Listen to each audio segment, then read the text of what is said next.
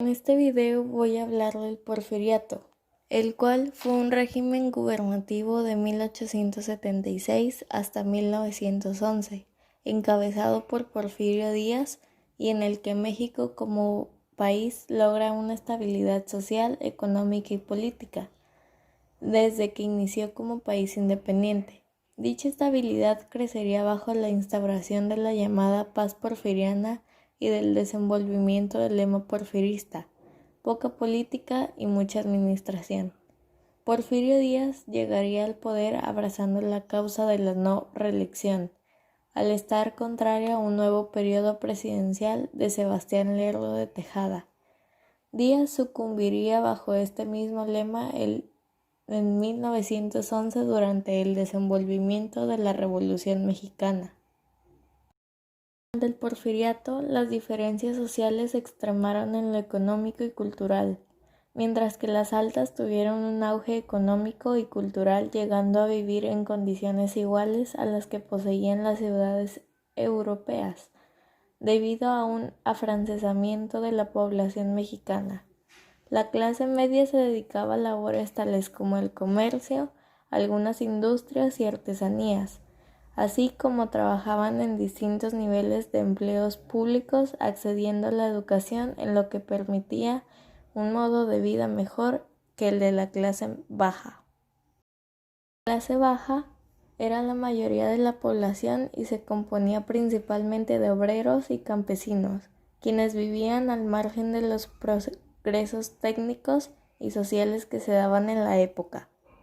Al ser pacificado el país y cesarles los combates en distintos sectores del territorio nacional, comenzaron a tener un auge varios ramos económicos, tales como la industria minera, el comercio, la ganadería, la producción artesanal, la pesca y sobre todo la producción agrícola enfocada en el azúcar, el café, el enequel, el hule y otros productos que se destinaban a la exportación de materias primas.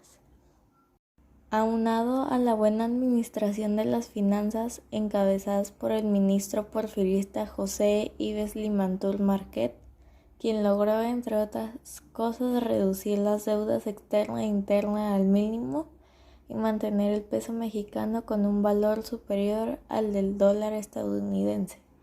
Asimismo, la economía se fundamentó en dos vertientes principales, la agropecuaria y la industrial.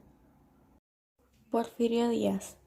José de la Cruz Porfirio Díaz Mori, conocido como Porfirio Díaz, nacido en Oaxaca de Juárez el 15 de septiembre de 1830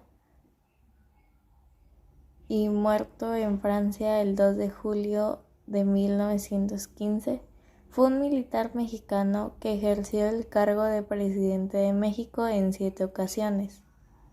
Su periodo como gobernante está lleno de polémica, pues aunque muchos de sus modos de actuar eran autoritarios y violentos, también dio gran impulso al país a nivel internacional. A continuación, enlisté algunas cosas positivas y negativas que realizó durante los 30 años que gobernó. Se promulgó una ley para crear la Universidad Nacional de México en 1900, así como México se convirtió en un gran exportador de materias primas, lo cual se reflejó en su economía. Aumentó la red de vías de ferrocarriles de 800 kilómetros a 20,000, todo facilitado con la inversión extranjera. La red de vías telegráficas pasó de 7,136 a 23,654 kilómetros y el servicio de correos también creció. Se buscó que la inversión extranjera no solo fue de Estados Unidos, sino también de países europeos. La Ciudad de México comenzó a tener toques franceses en su arquitectura, así como comenzó la construcción del Palacio de Bellas Artes y de otros monumentos importantes como el Ángel de la Independencia. José Yves Limantur, de 1854 a 1911. En 1893 fue nombrado ministro de Hacienda en el gobierno de Porfirio Díaz. cargo que desempeñó hasta la renuncia de este en 1911. Durante su mandato mejoró considerablemente la hacienda mexicana, estabilizando el peso. Aplicó un programa de reducción de gastos e incremento de gastos, suprimió las alcabalas y nacionalizó los ferrocarriles. Al terminar su cargo se exilió a Francia, donde murió. Francisco I. Madero, de 1873 a 1913. Desde 1905 fue opositor a la dictadura de Porfirio Díaz. En 1909 fundó el Partido Nacional Antirreeleccionista y lanzó su candidatura presidencial. En 1910 Porfirio Díaz lo mandó encarcelar, pero Madero logró escapar y lanzó el Plan de San Luis, iniciando una rebelión nacional. Poco después Porfirio Díaz renunció y huyó a Europa. Francisco I. Madero tomó el poder y gobernó hasta febrero de 1913. En ese periodo implantó el sufragio popular y prohibió la reelección presidencial. Características principales del porfiriato.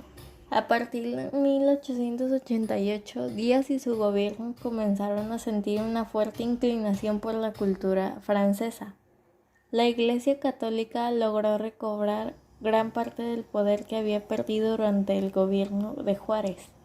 El día 26 de mayo de 1900 se promulgó una ley que proclamaba la creación de la Universidad Nacional de México.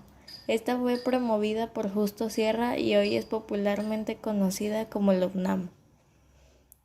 Hubo una creación de nuevos impuestos para subsidiar la deuda que el gobierno de Díaz había heredado. Creó en 1882 el Banco Nacional de México. Este era el encargado de recaudar impuestos y conceder préstamos.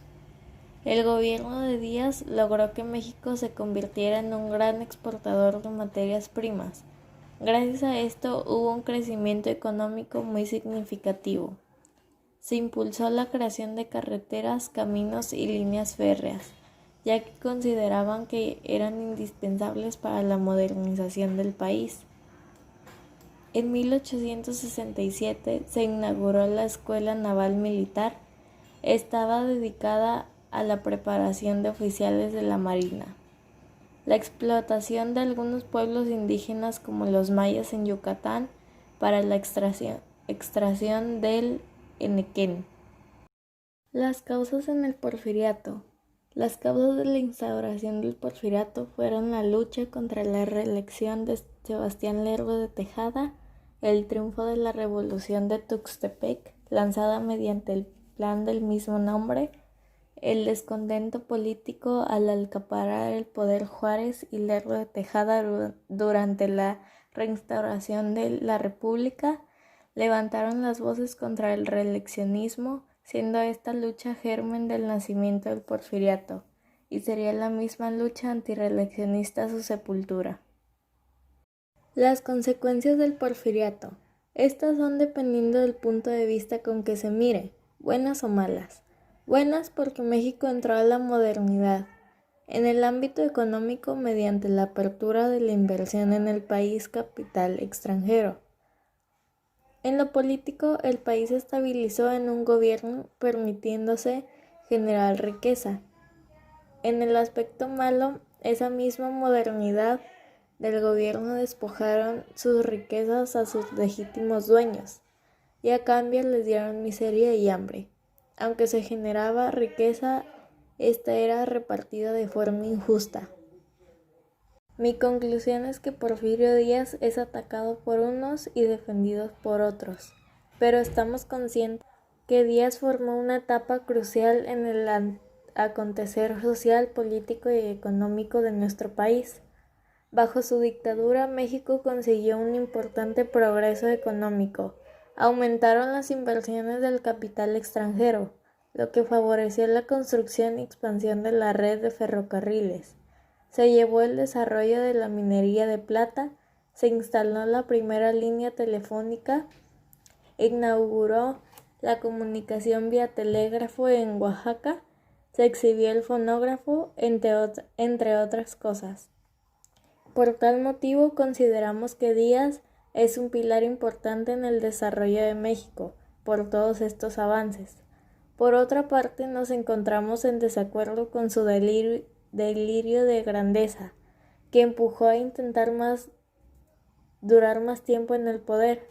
Una persona como él, que logró grandes avances para el país, también es una persona que pudo estancarlo en sus últimos años de gobierno.